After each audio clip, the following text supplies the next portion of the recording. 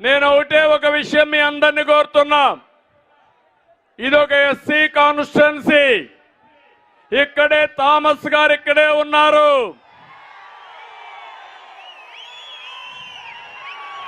నేను కంబైన్డ్ ఆంధ్రప్రదేశ్ లో ముఖ్యమంత్రిగా ఉంటే నేను బయోటెక్నాలజీకి ప్రాధాన్యత ఇచ్చాను.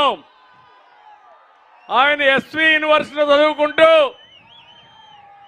ఆ రోజు నేను చెప్పిన బయోటెక్నాలజీ చదువుకొని దాన్ని అమలు చేశాడు. ఈరోజు మీరు చూస్తే టెస్ట్ ట్యూబ్ బేబీ కింద ఒక పరిశోధన చేసి 100 కంట్రీస్ తిరిగి ఈరోజు దాంట్లో స్పెషలైజ్ చేసి ఒక నిపుణుడిగా తయారయ్యాడు ఈ థామస్ గారు.